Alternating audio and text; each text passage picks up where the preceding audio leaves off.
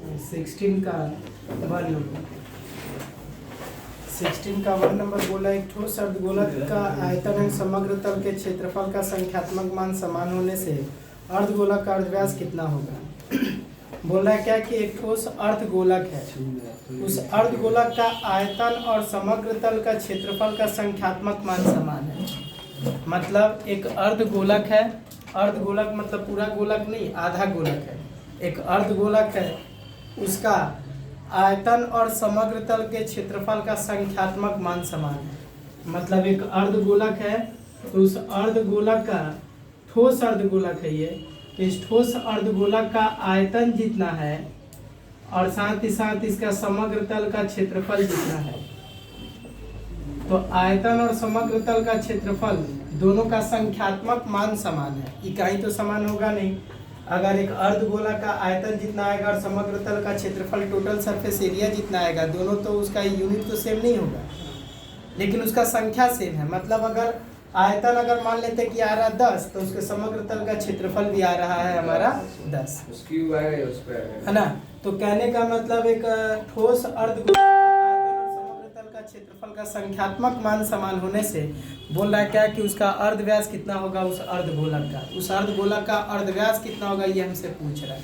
तो क्या करेंगे, सब में अर्धव्यास निकालना, अर्धव्यास निकालने का कोई फार्मूला नहीं दिए हैं, तो जब कोई फार्मूला नहीं पता है तो बनाएंगे कैसे सवाल को। तो सवाल में जो दिया हुआ वही निकाल के बराबर दिखाएंगे। अर्धव्यास बोला तो अर्धव्यास हम लोग मान भी सकते हैं, चाहे तो नहीं भी मान सकते हैं, और उसके बाद सवाल में जो बोला वही निकालेंगे और निकाल करके उसी को बराबर दिखा देंगे। तो सवाल में इसमें बराबर दिखाने के लिए कुछ दिया नहीं है, लेकिन एक चीज़ बोल दिया है कि हम लोग किसको बराबर दिखाएंगे। तो बोल दिया कि आयतन और समग्र तल का क्षेत्रफल दोनों एक दूसरे के बराबर है, तो इस अर्धगोलक का आयतन निकालेंगे और इस अर्धगोलक का समग्र तल का क्षेत्रफल निकालेंगे। दोनों एक दूसरे के बराबर बोला है तो दोनों को एक दूसरे के बराबर दिखा देंगे, मेरा आंसर आ जाएगा यहीं पे। यहाँ पे लिखेंगे कि ठोस अर्धगोलक का आयतन क्या हो जाएगा मेरा 2/3 पाई r³ ये होता है, इतना घन इकाई होता है एक अर्धगोलक का आयतन।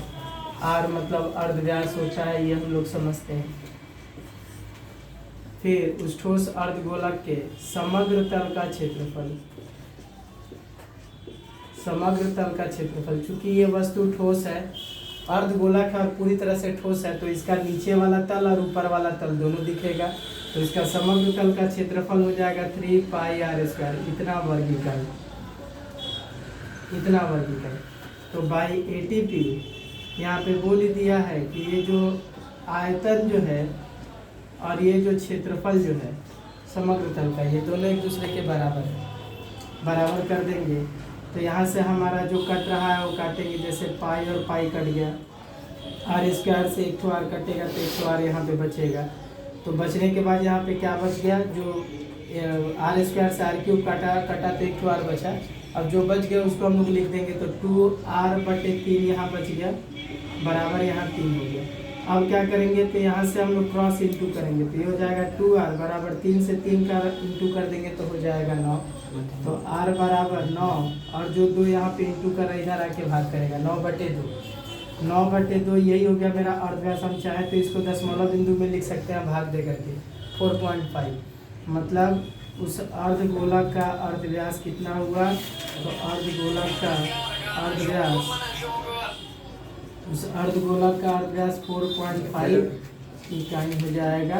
ये हो जाएगा मेरा आंसर, यही हो जाएगा मेरा आंसर, अर्धव्यास पूछा है। 16 का 2 नंबर बोल रहा है क्या कि ठोस गोलक के वक्र तल का क्षेत्रफल एक ठोस लंब वृत्ताकार बेलन के वक्र तल के क्षेत्रफल के समान है। मैंने बोल रहा है क्या कि एक गोलक है, उस गोलक का वक्र तल का क्षेत्रफल जितना है एक बेलन के वक्र तल के क्षेत्रफल के समान है। एक ठोस, इस तरह का ठोस एक मेरा गोलक है और एक बेलन है। तो बोल रहा है क्या कि ये जो ठोस गोलक का, ये ठोस गोलक का जो वक्र तल का जो क्षेत्रफल है, वक्र तल का क्षेत्रफल, और ये बेलन के वक्र तल का जो क्षेत्रफल है, ये दोनों एक दूसरे के समान है। अगर इसका वक्र तल का क्षेत्रफल 10 वर्ग सेंटीमीटर है तो इसका भी 10 वर्ग सेंटीमीटर, दोनों के वक्र तल का क्षेत्रफल समान है। बोल रहा है क्या, बेलन की ऊंचाई और व्यास दोनों ही 12 सेंटीमीटर है। बेलन का ऊंचाई भी 12 सेंटीमीटर है और उसका बेलन का व्यास भी 12 सेंटीमीटर है। तो बोल रहा क्या, तो बताओ गोलक का अर्ध व्यास कितना होगा। गोलक का अर्ध व्यास कितना होगा ये हमको निकालना है। तो क्या करेंगे, यहाँ पे गोलक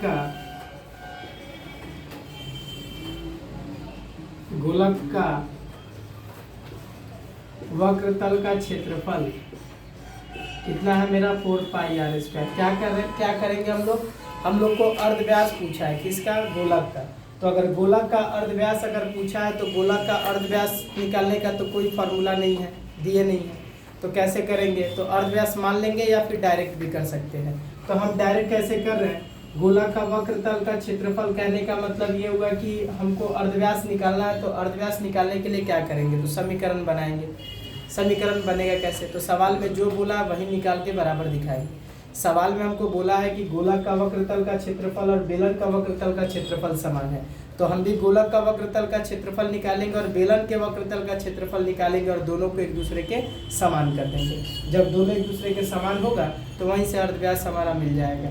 तो इसीलिए हम गोलक का वक्रतल का क्षेत्रफल यहाँ पे लिख दे रहे हैं। आर का मतलब हो जाएगा गोलक का अर्धव्यास, मानने की जरूरत नहीं है। यहीं पे ब्रैकेट में हम अर्धव्यास, आर का मतलब गोलक का अर्धव्यास है, यहीं पे लिख दिए तो समझ जाओ कि हम लोग मान ही लिए कि आर मतलब गोलक का अर्धव्यास है। तो गोलक का वक्रतल का क्षेत्रफल हो गया हमारा 4πr²। अब बेलन का वक्रतल का क्षेत्रफल निकालना है।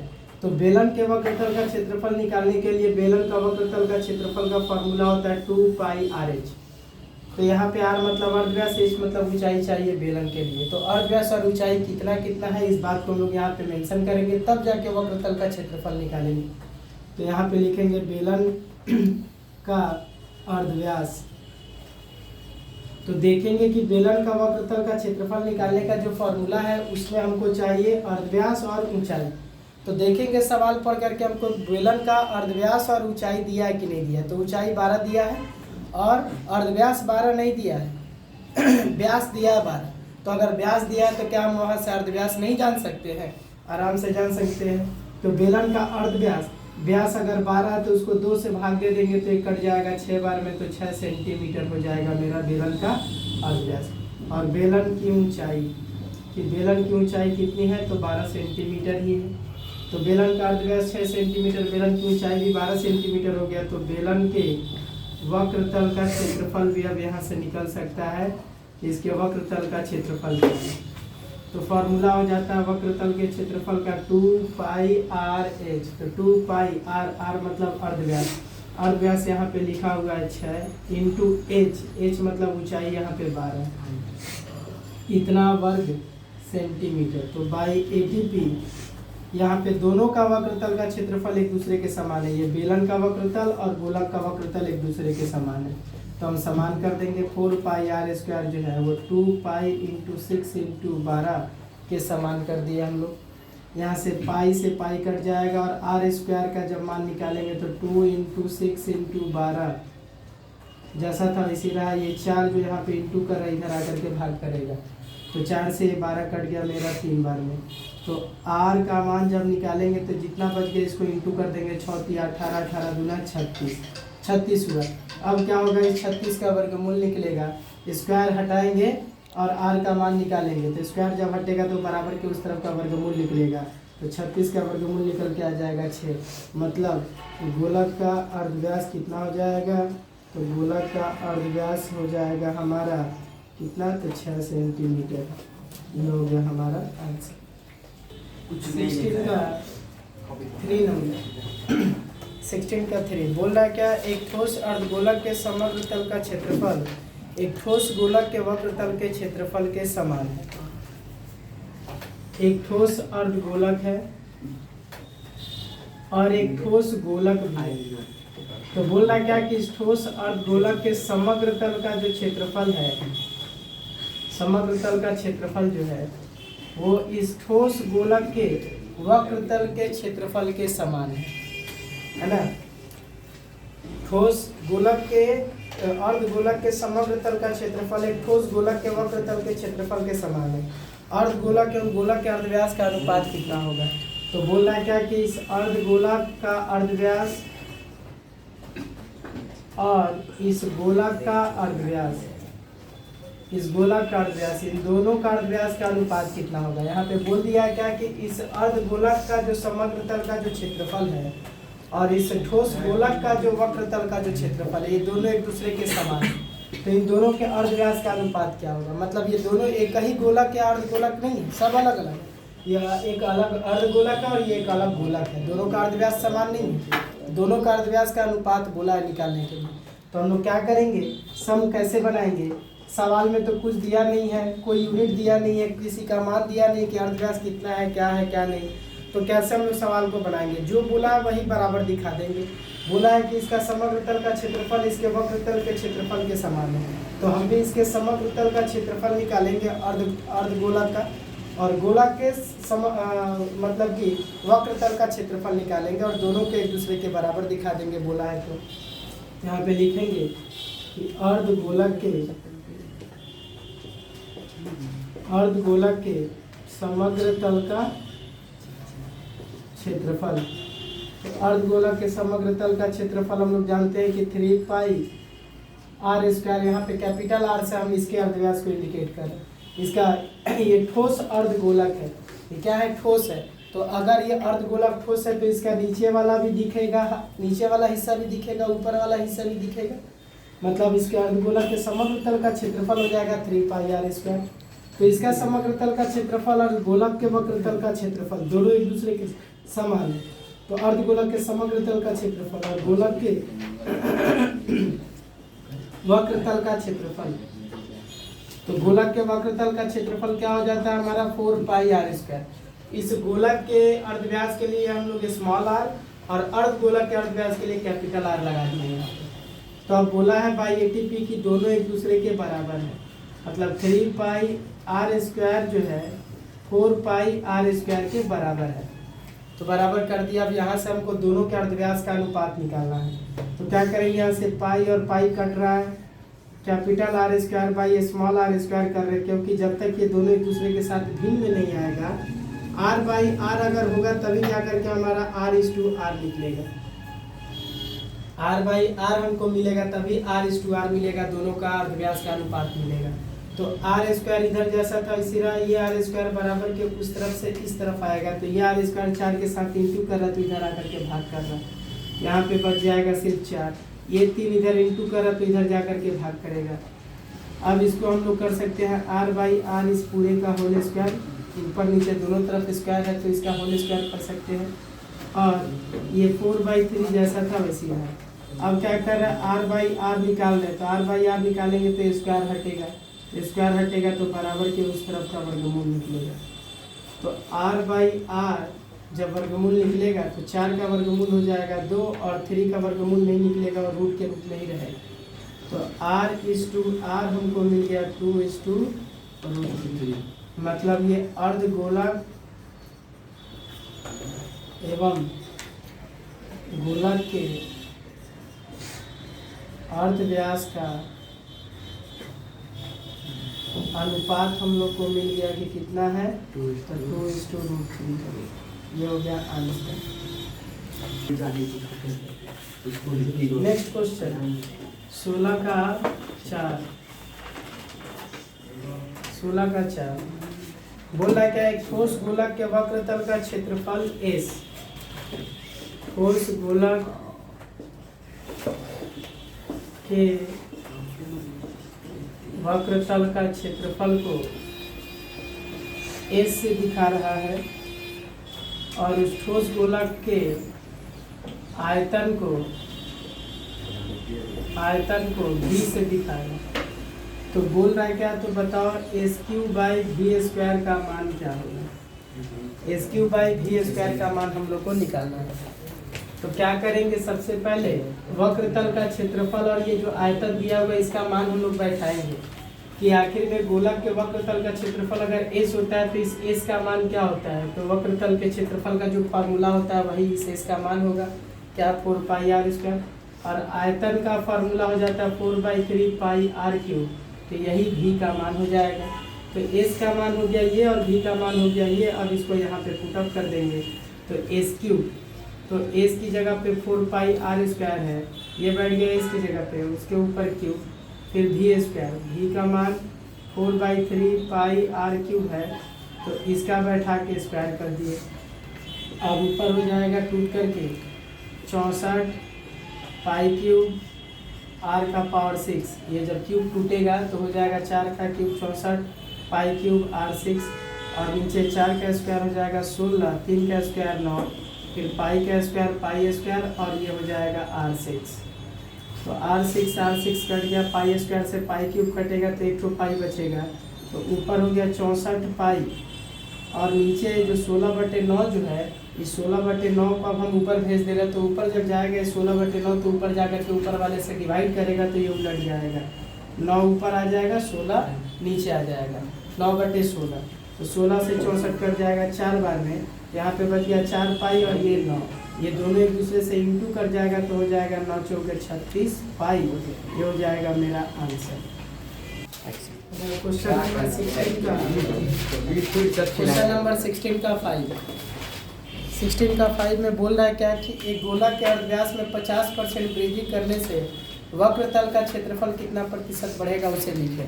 बोल रहा है क्या कि एक गोलक है, उस गोलक का जो भी अर्धव्यास है उस अर्धव्यास को 50% बढ़ा दिया। तो बोल रहा है क्या कि अगर इस गोलक के अर्धव्यास को 50% बढ़ाएगा तो इस 50% बढ़ने से जाहिर सी बात है कि अगर अर्धव्यास को बढ़ाएंगे तो उसका क्षेत्रफल भी बढ़ेगा, आयतन भी बढ़ेगा। तो यहाँ पे बोल रहा है क्या कि अगर इस गोलक के अर्धव्यास को 50% बढ़ा दिया गया तो इसका वक्रतल का क्षेत्रफल कितना प्रतिशत बढ़ेगा। यही हमसे पूछ रहा है कि अगर वक्रतल का क्षेत्रफल बढ़ता है तो कितना प्रतिशत बढ़ेगा इसका वक्रतल का क्षेत्रफल। तो हमको सबसे पहले हमको ये जानना होगा कि इस गोलक का पहले अर्धव्यास कितना था, उस हिसाब से इस गोलक का पहले वाला आयतन कितना है।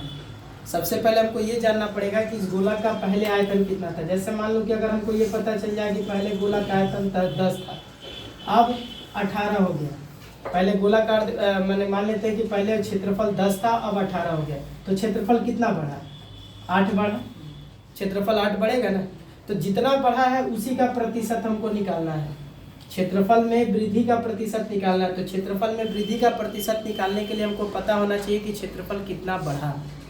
तो क्षेत्रफल कितना बढ़ा ये जानने के लिए हम लोग को कैसे जानना होगा, कैसे निकाल पाएंगे कि क्षेत्रफल कितना बढ़ा। ये जानने के लिए हमको ये जानना होगा कि पहले क्षेत्रफल कितना था, बाद में अर्धव्यास के बढ़ जाने पर बाद में क्षेत्रफल कितना बढ़ा, कितना हुआ। तो पहले वाला क्षेत्रफल और अभी वाला क्षेत्रफल दोनों अगर पता चलेगा तो दोनों क्षेत्रफल को एक दूसरे से माइनस कर देंगे तो पता चल जाएगा कि क्षेत्रफल कितना बढ़ा। और क्षेत्रफल जितना बढ़ा इसी का ही प्रतिशत हमको निकालना है। जिसका प्रतिशत निकालते हैं हम वो पता भी होना चाहिए, तभी जाकर के उसका प्रतिशत निकाल पाएंगे। क्षेत्रफल वक्रतल का क्षेत्रफल कितना प्रतिशत बढ़ेगा ये जानने के लिए हमको वक्रतल का क्षेत्रफल कितना बढ़ा ये हमको जानना होगा। क्योंकि जब हम लोग प्रतिशत निकालते हैं तो क्षेत्रफल कितना बढ़ा है ये अगर पता रहेगा तभी जाकर के इसको हम लोग ऊपर बैठा पाएंगे भिन्न में, और नीचे ओरिजिनल वाले पार्ट को जिसमें निकाला जाता है उसको बैठा करके हम लोग प्रतिशत निकालते हैं। तो क्षेत्रफल कितना बढ़ा ये हमको जानना होगा। तो क्षेत्रफल कितना बढ़ा ये जानने के लिए हमको जानना होगा कि पहले क्षेत्रफल कितना था गोलक का, बाद में क्षेत्रफल कितना हो गया गोलक का। तो पहले वाला क्षेत्रफल और बाद वाला क्षेत्रफल दोनों मालूम होना चाहिए। अगर दोनों पता चल गया तभी जाकर के हम लोग निकाल पाएंगे कि क्षेत्रफल कितना बढ़ा, और क्षेत्रफल कितना बढ़ा ये पता चल गया तो क्षेत्रफल में वृद्धि का प्रतिशत भी पता चल जाएगा। तो हमको पता नहीं है कि क्षेत्रफल पहले कितना था, तो मान लेंगे माना पहले गोलक का क्षेत्रफल कितना था, तो 4 पाई आर स्क्वायर था। ये मान लेते हैं कि पहले गोलक का क्षेत्रफल इतना था वक्रतल का।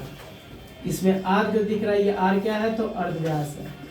ये आर मेरा अर्धव्यास है, मतलब जब पहले अर्धव्यास आर था तो इस हिसाब से गोलक का क्षेत्रफल पहले इतना था, इतना वर्ग इकाई, इतना वर्ग इकाई था पहले क्षेत्रफल मेरा गोलक का जब अर्धव्यास आर था। तो अब क्या हुआ कि इस अर्धव्यास को 50% बढ़ा दिया। तो अब जानेंगे कि अगर अर्धव्यास 50% बढ़ जाएगा तो अगर अर्धव्यास को बढ़ाएगा तो अर्धव्यास बढ़ के कितना हो गया। जब तक हमको ये पता नहीं चलेगा कि अर्धव्यास कितना हुआ तब तक ये नहीं पता चलेगा कि उस नए अर्धव्यास के हिसाब से क्षेत्रफल कितना हुआ। क्योंकि यहाँ पे अर्धव्यास के ऊपर ही क्षेत्रफल और आयतन डिपेंड करता है। तो जब तक अर्धव्यास नहीं पता चलेगा आयतन या क्षेत्रफल हम लोग को नहीं पता चलेगा। तो क्या करेंगे, यहाँ पे अर्धव्यास को क्या किया, 50% बढ़ा दिया। 50% बढ़ाने का मतलब आधा बढ़ा दिया, मतलब 4 था तो 4 का आधा 2 और बढ़ा दिया। पहले मान लेते हैं कि अगर अर्धव्यास 4 था तो उसमें आधा और बढ़ा दिया उसका, तो 4 का आधा क्या होता है 2, इसका मतलब 4 में 2 और बढ़ा दिया तो हो गया टोटल 6। तो पहले 4 के हिसाब से जो क्षेत्रफल था, अब क्षेत्रफल 6 के हिसाब से निकलेगा। तो वही हम लोग करने जा रहे हैं कि पहले गोला का क्षेत्रफल इतना था तो उसमें अर्धव्यास 8 था, तो जब अर्धव्यास 8 था तो इस हिसाब से क्षेत्रफल इतना रहा। अब अर्धव्यास 50% बढ़ा दिया, तो 50% बढ़ जाने पर अब अर्धव्यास कितना होगा ये जानेंगे, और उस नए अर्धव्यास के हिसाब से नया क्षेत्रफल क्या आएगा ये जानेंगे। यहाँ पे लिखेंगे कि अर्धव्यास 50% बढ़ाने पर गोलक का अर्धव्यास क्या होगा, तो ये जानेंगे कि गोलक का अर्धव्यास, तो r था पहले अर्धव्यास, उसमें 50% बढ़ा दिया, तो जानेंगे डायरेक्ट एक ही बार में कि 50% अर्धव्यास बढ़ करके अर्धव्यास कितना हो गया। तो 100 में 50 को जोड़ देंगे, 50% बढ़ाया है तो 100 में 50 को जोड़ देंगे, अगर घटाया रहता तो यही माइनस कर देते। तो 100 में अगर 50 को डायरेक्ट जोड़ करके यहाँ पे निकालेंगे तो हमको ये पता चलेगा कि अर्धव्यास अगर r था 50% बढ़ा तो बढ़ करके अब अर्धव्यास कितना हो गया। अगर सिर्फ हम लोग 50% अगर यूज करके निकालते हैं, r के साथ 50% का यूज करके निकालते हैं, तो ये हमको ये बताएगा कि अर्धव्यास अगर बढ़ा है तो कितना बढ़ा है, कितना बढ़ा है ये पता चलेगा। ये नहीं पता चलेगा कि अर्धव्यास बढ़ के अगर नया अर्धव्यास अगर खोजे तो कितना नया अर्धव्यास मिलेगा हमको ना। अर्धव्यास अगर 50% बढ़ा तो बढ़ करके अब अर्धव्यास पहले r था तो नया अर्धव्यास कितना हो गया ये पता नहीं चलेगा 50% यूज करने से। 100 में अगर 50 को जोड़ देंगे तो पता जो आएगा मेरा, 100 में 50 को जोड़ करके जो अर्धव्यास निकल के आएगा वो ये बताएगा कि अर्धव्यास अगर 50% बढ़ा तो बढ़ करके अब नया अर्धव्यास कितना हो गया, ये हमको पता चलेगा। कितना बढ़ा उससे हमको मतलब ही नहीं है, अर्धव्यास कितना होगा हमारा इससे मतलब है, क्योंकि नए अर्धव्यास से नया क्षेत्रफल मिलेगा। ये हो जाएगा r इंटू 100 से 50 को जोड़ देंगे तो 150 बाई परसेंट का साइन हटेगा तो नीचे 100 आ जाएगा, 1 0 1 0 कट गया, 5 3 15 5 दूना 10, 3 से r का इंटू हो जाएगा तो 3r/2, इतना इकाई हो गया मेरा अर्धव्यास। अर्धव्यास इतना इकाई हो गया। तो पहले अर्धव्यास r था तो उस हिसाब से क्षेत्रफल इतना था, अब अर्धव्यास 50% बढ़ गया तो अर्धव्यास अब इतना हो गया। अब इस अर्धव्यास के हिसाब से नया गोलक का क्षेत्रफल क्या होगा, तो लिखेंगे कि अब गोलक का क्षेत्रफल, तो फार्मूला वही लगेगा 4πr², r की जगह पे मेरा ये जो नया अर्धव्यास आया 3r/2 ये लग जाएगा इतना स्क्वायर, ये हो जाएगा 4π इंटू 9r², ये टूट करके बनेगा 2 का स्क्वायर 4 से 4 कट जाएगा और कट के इंटू करके हो जाएगा 9πr² वर्ग इकाई। कितना मतलब पहले जब अर्धव्यास r था तो क्षेत्रफल इतना था, जब अर्धव्यास 50% बढ़ा दिया तो अर्धव्यास इतना हो गया। अब इस अर्धव्यास के हिसाब से क्षेत्रफल इतना पाए, तो पहले गोलक का क्षेत्रफल इतना था, बाद में गोलक का क्षेत्रफल बढ़ करके इतना हो गया। पहले इतना था अब बढ़ करके इतना हो गया, तो क्षेत्रफल कितना बढ़ा क्या अब हम लोग नहीं निकाल सकते हैं कि क्षेत्रफल कितना बढ़ा, तो यहाँ पे आराम से निकाल सकते हैं कि क्षेत्रफल में वृद्धि कितना होगा। तो क्षेत्रफल में वृद्धि कितना हुआ ये जानने के लिए क्या करेंगे, तो माइनस कर देंगे दोनों क्षेत्रफल को, तो ये हो जाएगा 5πr²। बाद में क्षेत्रफल इतना हुआ, पहले क्षेत्रफल इतना था तो कितना बढ़ा माइनस कर दिए, तो इतना वर्ग इकाई क्षेत्रफल हमारा बढ़ गया। अब क्षेत्रफल कितना बढ़ा ये पता चल गया कि इतना क्षेत्रफल हमारा बढ़ा, इसी का प्रतिशत निकालना है। तो जिसका प्रतिशत निकालना है वो पता होना चाहिए, इसीलिए हम निकाले कि क्षेत्रफल कितना बढ़ा, क्योंकि ये पता होगा तभी इसका हम लोग परसेंटेज निकाल पाएंगे, प्रतिशत निकाल पाएंगे। ये पता चल गया, तो अब क्षेत्रफल में वृद्धि का प्रतिशत निकल जाएगा कि क्षेत्रफल में वृद्धि का प्रतिशत क्या है। तो जिसका प्रतिशत निकालते हैं वो ऊपर रहेगा, भिन्न बनाते हैं, उस भिन्न में ऊपर रहेगा जिसका प्रतिशत निकालेंगे वो, और नीचे कौन रहेगा, तो नीचे हमेशा वही रहेगा जिसमें हम लोग प्रतिशत को निकालते हैं, तो हमेशा ओरिजिनल रहेगा।